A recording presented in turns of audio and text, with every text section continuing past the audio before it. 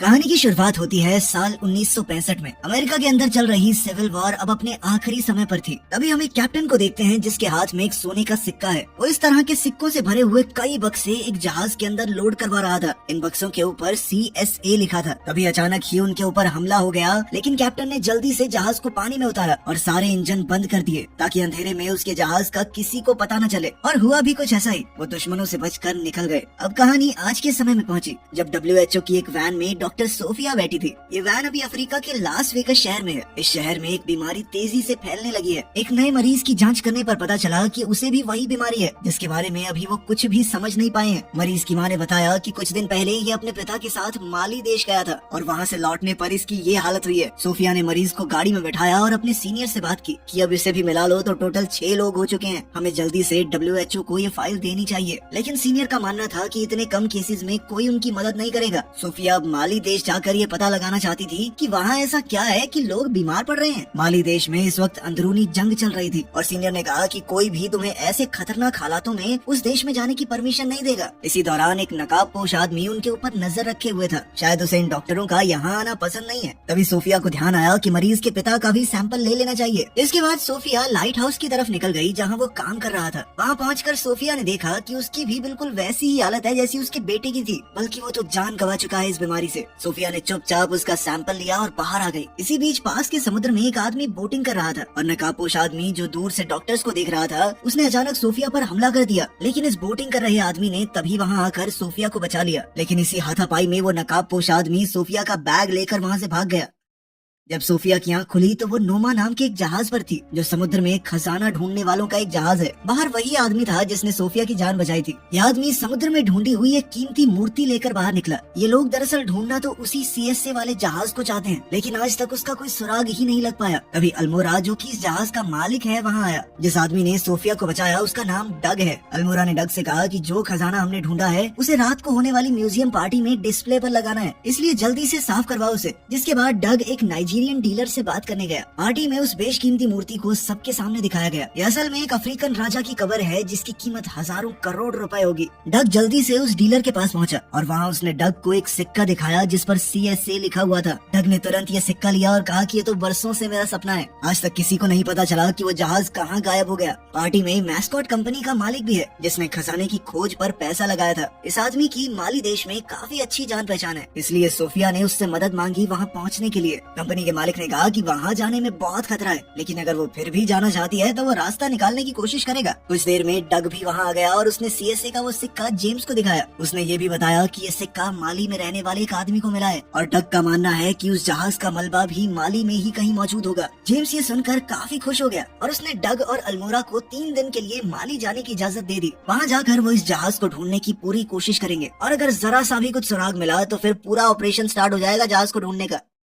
अगले दिन जब ये लोग पोर्ट पर पहुंचे तो वहाँ सोफिया और डॉक्टर जैक पहले ही बैठे थे। सोफिया ने डग को बताया कि जेम्स ने कहा है कि मैं और डॉक्टर जैक भी तुम्हारे साथ जा सकते हैं माली। और फिर ये 5 लोग माली की तरफ निकल गए। रात को खाना खाते हुए डग ने सोफिया को उस सिक्के के बारे में बताया और ये भी कि इस जहाज को ढूंढना डग का बचपन का सपना है। माली पहुँचते ही सोफिया और जैक अपने रास्ते निकल गए और डग और बाकी लोग उस आदमी के घर पहुँचे जिसे सिक्का मिला था। उसके घर जाकर पता चला कि वो आदमी मर चुका है। उस जहाज तक पहुँचने का उसका रास्ता फिर से बंद हो गया था। तभी डग को वहाँ एक मस्जिद दिखाई दी। ये तीनों वहाँ जाकर एक आदमी से मिले। अक्सर ऐसी धार्मिक जगहों पर पुराने रिकॉर्ड्स दर्ज रहते हैं। डग के पूछने पर वहाँ एक आदमी ने पुराने रिकॉर्ड्स में देखा। तब पता चला कि सालों पहले वहाँ के पोर्ट में एक जहाज आया था, लेकिन उस जहाज में कोई भी जिंदा नहीं बचा था और पानी का बहाव इतना तेज था कि वो जहाज बहकर आगे की तरफ चला गया। ये जानकारी डग के काफी काम आने वाली थी। वो तुरंत जाकर जेम्स से मिला और उसे सब कुछ बताया। बिना देर किए ये लोग जाव शहर जो कि यहाँ से थोड़ा आगे है उसकी ओर बढ़ने लगे। रास्ते में इन लोगों को अपनी बोट के एक हिस्से में कुछ मिला। थोड़ी जाँच करने पर पता चला कि एक खास तरह की मिट्टी है जो कि जंग भी हो सकता है। लेकिन डग ने कहा कि बहते पानी में इस तरह की मिट्टी का मिलना आम बात नहीं है। ये एक सोचने वाली चीज थी। तभी अचानक एक मिलिट्री बोट उनकी तरफ आने लगी। ये ऑफिसर बार बार एक ही बात पूछ रहे थे कि वो डॉक्टर अभी कहाँ हैं जो तुम्हारे साथ यहाँ पर आए हैं। यहाँ के राजा को पता चल चुका था कि उसके देश में 2 फिरंगी डॉक्टर आए हैं ताकि वो उस बीमारी की तह तक जा सके जो वहाँ आसपास फैली हुई है। राजा ने ऑर्डर्स दिए थे कि उन्हें जल्द से जल्द रोका जाए वरना बहुत बड़ी परेशानी हो सकती है। डग समझ गया कि कुछ तो गड़बड़ जरूर है, वरना इन्हें डॉक्टर से क्या दिक्कत। डग ने जवाब दिया कि सर हमको ज्यादा इंग्लिश नहीं आती है,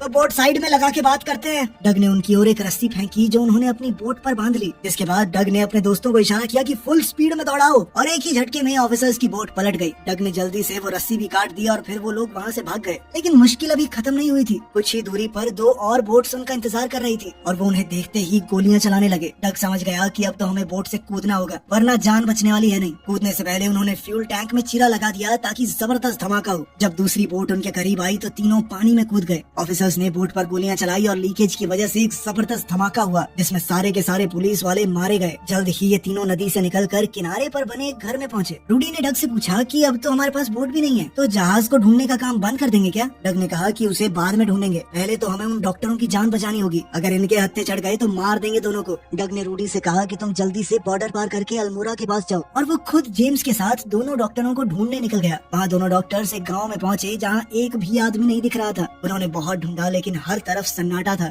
सोफिया को एक घर में लोगों की लाशें मिली और इन सभी लोगों की मौत भी उसी बीमारी से हुई थी। सुबह होते ही दोनों ने सारी लाशों को दफना दिया। उधर रूडी ने भी छुपकर बॉर्डर पार कर लिया।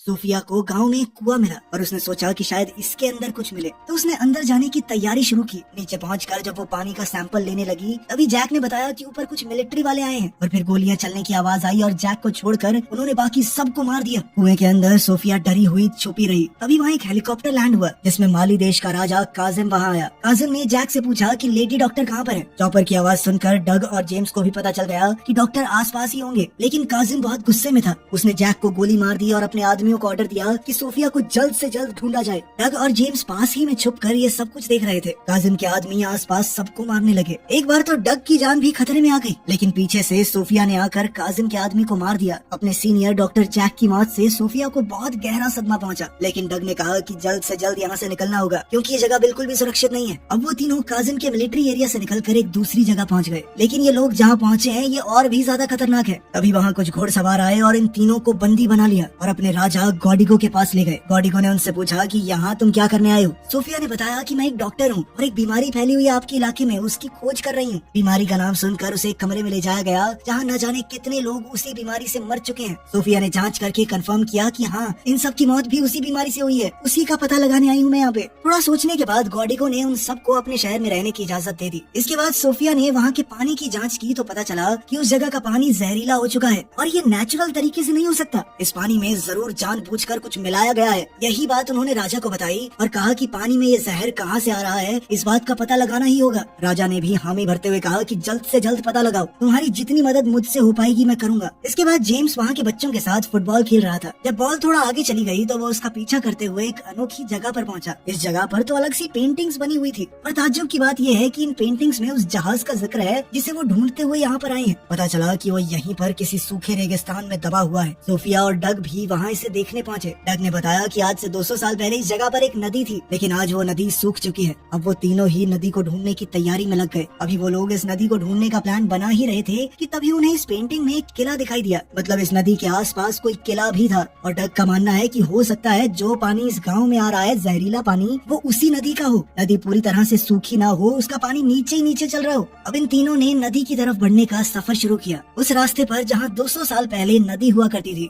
जल्द ही उन्हें वो किला भी दिख गया। इस किले पर चढ़ने के बाद उन्हें एक सोलर प्लांट दिखाई दिया जो कि मैस्कॉट कंपनी का था, लेकिन ऐसी सुनसान जगह पर एक सोलर प्लांट के होने का कोई मतलब समझ नहीं आया। डग को कुछ दूरी पर एक ट्रेन दिखाई दी। ये लोग धीरे धीरे ट्रेन की तरफ बढ़े और चालाकी से ट्रेन के अंदर घुस गए। वहीं रूडी अब अल्मोड़ा के पास पहुंच चुका था। रूडी को अपने कपड़ों पर वैसे ही लाल जंग का सैंपल मिला जो उन्हें माली में अपनी बोट पर मिला था। जब रूडी ने सैंपल की टेस्टिंग की और रिजल्ट अल्मोड़ा को दिखाया तो वो ये देखकर हैरान रह गया। वहीं सोफिया, जेम्स और डग उस प्लांट के अंदर पहुंच गए। अंदर जाकर उन्हें समझ आया कि ये प्लांट एक रेडियो एक्टिव केमिकल बनाने के लिए काम कर रहा है जो कि यहाँ मौजूद तेज सूरज की रोशनी की वजह से बहुत जल्दी बनकर तैयार हो जाएगा। तभी वहाँ सोफिया की नजर कुछ कंटेनर्स पर पड़ी जिन्हें अंडरग्राउंड ले जाया जा रहा था। इन तीनों ने उस आदमी का पीछा किया और जब बेसमेंट का दरवाजा खुला तो तीनों देखते ही रह गए। इस बेसमेंट में हजारों टन के हिसाब से रेडियो एक्टिव और जहरीले केमिकल सालों से पड़े हुए थे। कुछ कंटेनर तो दिख रहा है कि लीक भी कर रहे हैं, जो कि जमीन के अंदर रिसते हुए नीचे से बहने वाली नीरजा नदी में मिल रहे होंगे। और इस नदी का पानी माली का पूरा देश पीता है। इसी वजह से ये बीमारी इतनी तेजी से फैल रही है। वहाँ अल्मोड़ा और रूडी उस रिपोर्ट को लेकर यूएस एम्बेसी पहुंचे। ये रिपोर्ट देखकर यूएस एम्बेसी के आदमी को भी विश्वास नहीं हुआ कि ऐसा कुछ भी हो सकता है। वहीं जेम्स अपने दोस्तों के साथ प्लांट से भाग ही रहा था कि तभी मैस्कॉट के लोगों ने उन्हें पकड़ लिया। मैस्कॉट ने सोफिया से पूछा कि तुम लोग यहाँ क्या कर रहे हो और इस जगह का तुम्हें पता कैसे चला। सोफिया ने मैस्कॉट से कहा कि तुम इस प्लांट में जो भी कर रहे हो उससे लोगों की जान जा रही है, जिस पर मिस्टर मैस्कॉट ने कहा कि वो ऐसा कुछ नहीं कर रहा, बल्कि हम तो जहरीले केमिकल्स को आग में जला रहे हैं, खत्म कर रहे हैं। सोफिया ने उसे बताया कि जो केमिकल तुमने बेसमेंट में स्टोर किए हैं वो नदी में मिल रहे हैं जाकर, जिसे लोग पीकर बीमार पड़ रहे हैं। ये सुनकर तो मिस्टर मैस्कॉट भी डर गया कि कहीं ये सच तो नहीं। अब वो लोग डग और जेम्स को बांधकर कहीं ले जाने लगे। डग ने दिमाग चलाया और सोने के सिक्के की मदद से ट्रक के पीछे का दरवाजा खोल दिया, जिससे वो लोग ट्रक से अलग हो गए। मिस्टर मैस्कॉट जल्द से जल्द काजिम से मिला और जो बात भी सोफिया ने उसे बताई थी मैस्कॉट ने काजिम को बताई। काजिम ने कहा कि अगर उसे चिंता है तो प्लांट को बेशक बंद कर दे, लेकिन उसके पैसे उसे हर महीने मिलने चाहिए। उसे फर्क नहीं पड़ता लोगों के मरने से। डग और जेम्स अब इस रेगिस्तान में भटक रहे थे। उनके हाथ अभी भी बेड़ियों से ट्रक के दरवाजे से बंधे हैं। ऐसे ही बंधे हुए वो काफी दूर तक चले गए। काफी देर तक चलते चलते वो लोग भी हिम्मत हार चुके थे, लेकिन तभी बीच रास्ते में उन्हें एक टूटा हुआ प्लेन मिला जो क्रैश हो गया था। लेकिन इस प्लेन के टायर अभी भी सही थे। किसी तरह ये जहाज को रेत पर ग्लाइड करवाते हुए उस पर सवार होकर आगे जाकर एक गांव में पहुंचे। यहाँ उन्हें एक टेलीफोन मिला तो उन्होंने अल्मोड़ा को फोन किया और सारी कहानी बता दी। सोने के सिक्के को बेचकर डग ने एक जीप खरीदी। ये जीप लेकर डग और जेम्स पहुंचे गोडिगो के पास और उसके आदमियों से मदद मांगी ताकि वो लोग मिलकर काजिम से लड़ सकें। लेकिन गोडिगो के पास इतने आदमी नहीं थे और न ही काजिम की तरह बड़े बड़े हथियार, इसीलिए गोडिगो ने लड़ने से मना कर दिया। लेकिन उसने अपनी गाड़ी उन्हें दे दी जो गोडिगो ने काजिम से खरीदी थी। इस कार को लेकर जेम्स और डग प्लांट पर पहुंचे, लेकिन वहाँ उन्हें गेट पर ही रोक लिया गया। ये दोनों जबरदस्ती बंदूकों के सहारे अंदर घुस गए और वहाँ मैस्कॉट को पता चल गया कि कोई तो अंदर घुस चुका है, जिसके बाद वो तुरंत ऊपर वाले हिस्से में चला गया। डग और जेम्स जैसे ही अंदर गए उन्हें देखकर हैरानी हुई कि पूरा प्लांट खाली हो चुका था। तो जेम्स ने कहा कि शायद मैस्कॉट को यकीन हो गया है कि उसकी वजह से लोग मर रहे हैं और ये बात अमेरिका तक पहुंच गई होगी, इसीलिए ये इस प्लांट का नामो निशान खत्म करना चाहते हैं। जेम्स जल्दी से नीचे जाकर वो विस्फोटक ढूंढने गया जिसकी मदद से ये लोग इस प्लांट को उड़ाने की कोशिश कर रहे होंगे। तभी वहाँ एक हेलीकॉप्टर लैंड हुआ। मैस्कॉट जबरदस्ती सोफिया को लेकर उसमें बैठ गया। वो निकल ही रहे थे कि तभी वहाँ डग आ गया। डग ने मैस्कॉट को पकड़ ही लिया था, लेकिन तभी पीछे से मैस्कॉट का एक आदमी आ गया और उसने डग को रोक लिया। उधर सोफिया समय रहते हेलीकॉप्टर से कूद गई। नीचे जेम्स को वो बम एक कंटेनर में मिल गया और उसने बम वहाँ से निकालकर अपने बैग में रख लिया। इसी दौरान मैस्कॉट ने चॉपर में बैठकर अपने प्रोग्राम से सोलर प्लांट को सूरज की तरफ कर दिया। अब सभी सोलर पैनल बहुत तेजी से काम करने लगे, लेकिन जेम्स की काबिलियत की वजह से कोई धमाका नहीं हुआ क्योंकि जेम्स ने बम डिस्कनेक्ट कर ही दिया था। मैस्कॉट को ये देखकर बहुत गुस्सा आया। सोफिया और डग ने मैस्कॉट के आदमी से छुटकारा पाया और फिर ये तीनों कार में बैठकर वहाँ से निकल गए क्योंकि अभी उन्हें यहाँ से बहुत दूर जाना है। लेकिन तभी काजिम का हेलीकॉप्टर उनका पीछा करने लगा। काजिम उनके ऊपर गोलियां बरसाने लगा। डग ने जेम्स से कहा कि जो भी तुझे विस्फोटक बेसमेंट में मिले थे उन्हें बाहर फेंकना शुरू कर दे। जब जेम्स ने ऐसा किया तो जहाँ जहाँ काजिम की गोलियां लगती रही वहाँ वहाँ धमाके होते रहे। इतना ज्यादा धुआं और धूल उड़ गई कि काजिम को अपना हेलीकॉप्टर मोड़ना पड़ा। लेकिन इन धमाकों की वजह से कुछ ऐसा हुआ जिसकी उन्हें उम्मीद ही नहीं थी। उस जगह से रेत खिसक गई और वो जहाज जो नीचे दबा हुआ था ऊपर आ गया। जहाज को देखते ही तीनों उसके अंदर छुप गए, लेकिन काजिम को पता चल गया और वो एक बार फिर से जहाज पर गोलियां चलाने लगा। काजिम के बहुत से लोग वहाँ पर आ गए और उन्हें चारों तरफ से घेर लिया। जहाज पर हो रहे हमलों से जहाज के अंदर मौजूद कंटेनर्स खुल गए और उनसे सोने के सिक्के बाहर गिरने लगे। ये देखकर डग को यकीन नहीं हुआ कि ये सिक्के अभी भी सही सलामत हैं।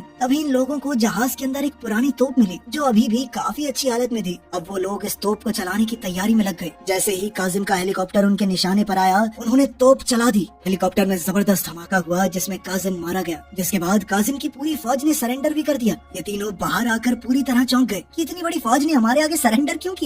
लेकिन तभी उन्होंने पीछे मुड़कर देखा कि गोडिगो के आदमी उन्हें हर तरफ से घेर कर खड़े थे। उधर अमेरिका में एक अंडरकवर एजेंट जो कि ये सारी हरकत जान चुका था, उसने जानबूझकर मैस्कॉट की ड्रिंक में वही जहर मिला दिया जो वो माली के लोगों को पिला रहा था और जल्द ही उसका भी वही हश्र होगा जो उसने लोगों के साथ किया है। आखिर में हम डग और सोफिया को एक साथ देखते हैं। डग ने वो खजाना गोडिगो और उसके लोगों के लिए ही छोड़ दिया था क्योंकि इस बीमारी में सबसे ज्यादा उनका ही नुकसान हुआ था और उनकी जमीन है, खजाने पर हक भी उनका ही बनता है। वीडियो पसंद आई तो लाइक कर देना, चैनल को सब्सक्राइब कर देना। मिलते हैं अगली वीडियो में।